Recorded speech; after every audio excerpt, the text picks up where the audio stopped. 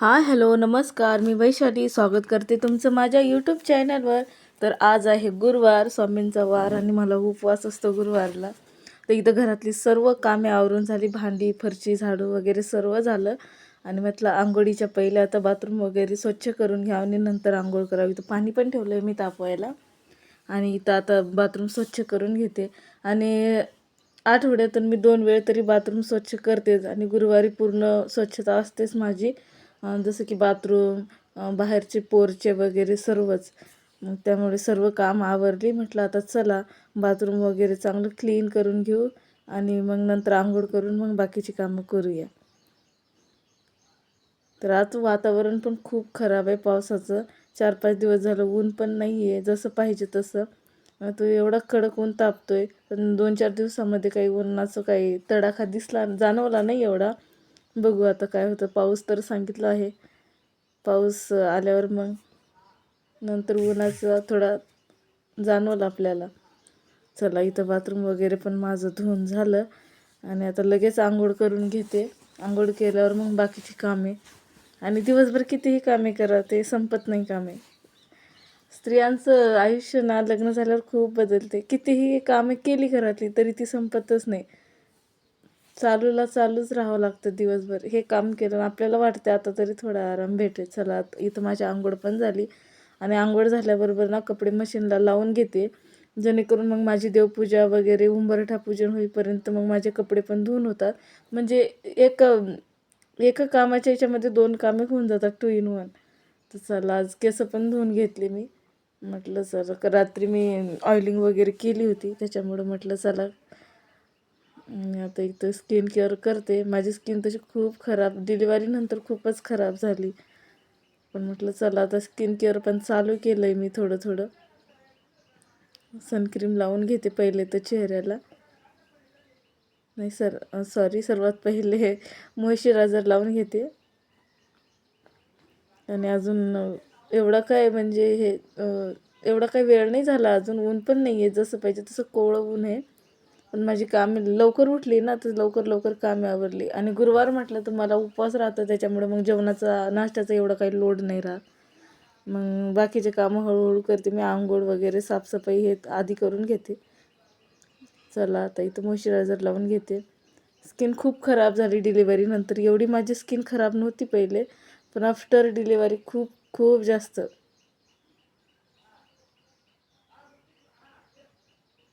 डिलिव्हरीनंतर माझं वजनसुद्धा वाढलं. वजन तर वाढलं पण स्किनचा खूपच इश्यू होते. खूप डार्क सर्कल आणि पिंपल्स पण येत आहे. आणि हातपायाची स्किन बरी आणि चेहऱ्याची खूप जास्त खराब होते.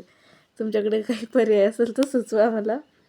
तसं तर मी आता जेवणामध्ये पण बरेच बदल केले. अजून सर्वच गोष्टीमध्ये मी चेंजेस करून टाकले. सकाळी थोडंफार व्यायाम पण करते. चला म्हटलं. आणि केस पण माझे खूप पातळ झाले. जेव्हा दिल्लीला होते ना, दिल्लीचं वातावरण मला अजिबात सूट नाही झालं. आणि आता इथं सनक्रीम लावून घेते. सनक्रीम लावणं खूप जरुरी आहे, मला आता हे कळालं डिलिव्हरीनंतर. पहिलं तर जेव्हा कॉलेजला होते तेव्हा सनक्रीम वगैरे असं काही वाटायचं नाही.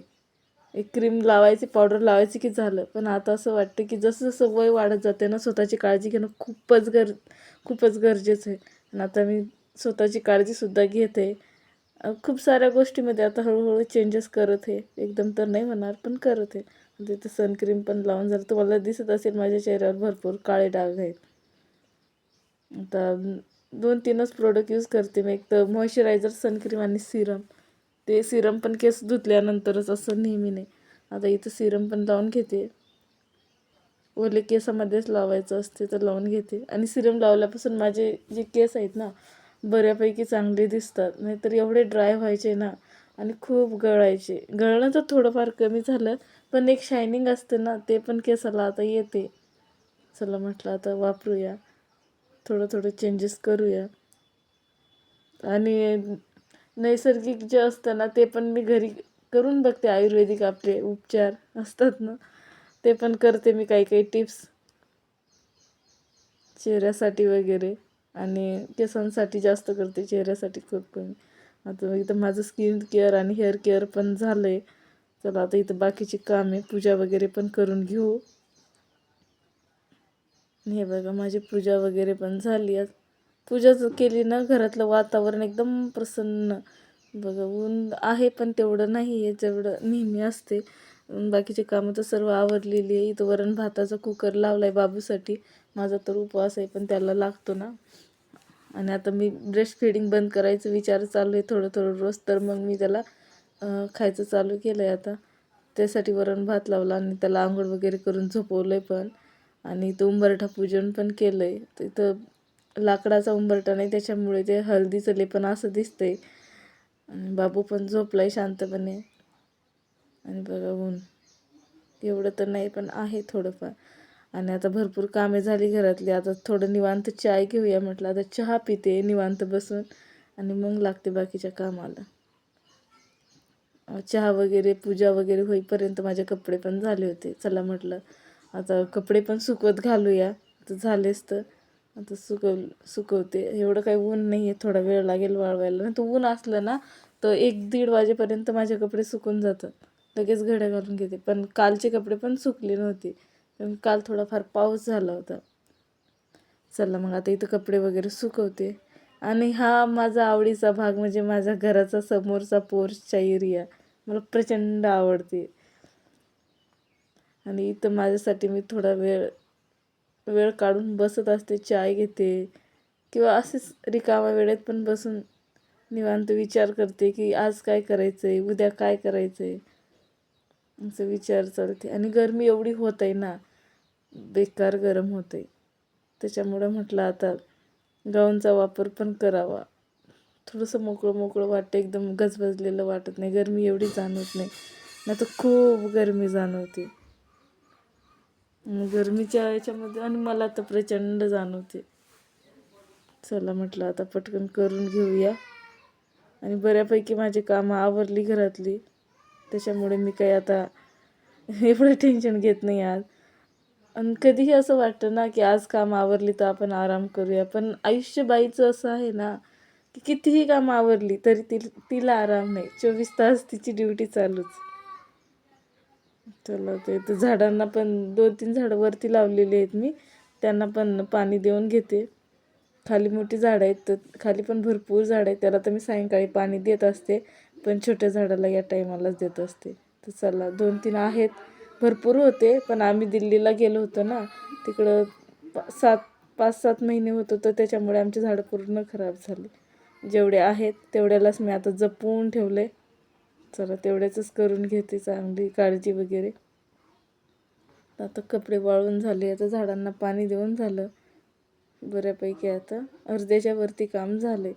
आता फराळाला बनवेल. मला पण खूप भूक लागली आहे. आणि ब्रेस्ट फिडिंगवर असल्यावर मग भूक लागतंच आपल्याला. आणि इथं बाबू पण उठलाय, त्याचं चिप्स खायचं चाललं आहे. आता त्याच्यासोबत थोडासा टाईम स्पेंड करते. हेच वय असतं. नंतर मोठे झाल्यावर ते त्यांच्या मित्रमैत्रिणीमध्येच मिसळून जातात. आपल्यासाठी त्यांना वेळच नसतो मग. चला आता इथं तो खेळतोय. वरण भात पण दिलाय त्याला, तो पण खाईल फिरून फिरून, रडून काही पडून. आणि लहानपण हे खरंच खूप खूप छान असतं. खूप लहानपण देगा देवा आणि मुंगी साखरेचा रवा. खूप म्हणजे ही जी ओळ आहे ना, ही खरंच आठवते की आपलं बालपण होतं आणि किती लवकर आपण मोठे झालो. आता तर वाटते मला छोटंच असायला हवं.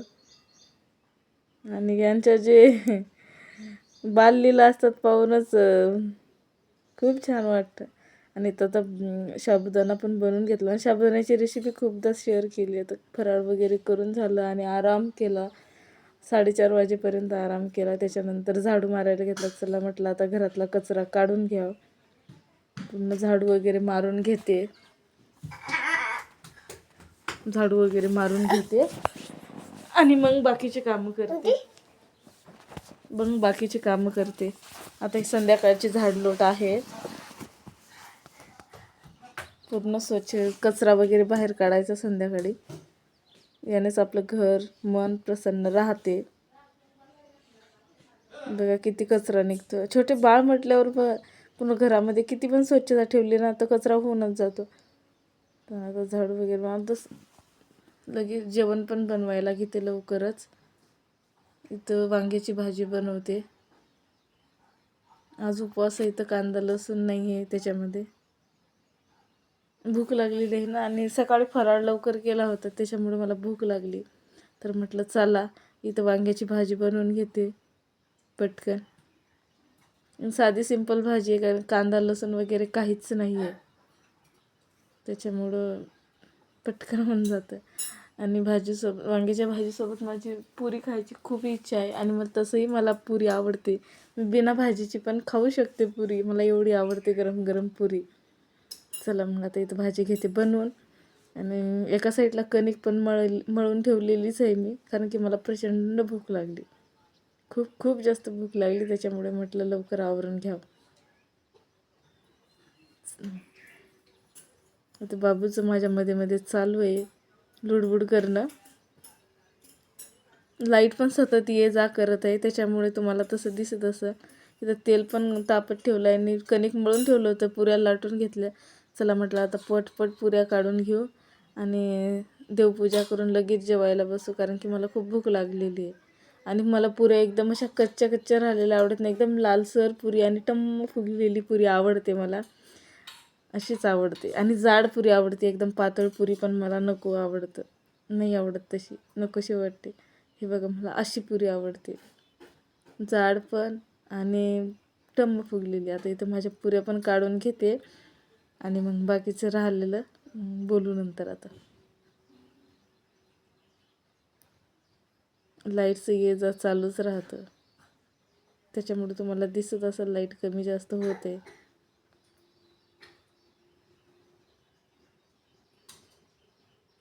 आणि पुरी कोणाला नाही आवडत, पुरी भाजी श्रीखंड पुरी, पुरीचं कॉम्बिनेशन सर्वांसोबतच मस्त लागतं. चला आता झालं, आणि ताट पण वाढून घेते आणि तुम्ही पण या जेवायला. चला भेटू लवकरच नवीन व्हिडिओमध्ये, बाय.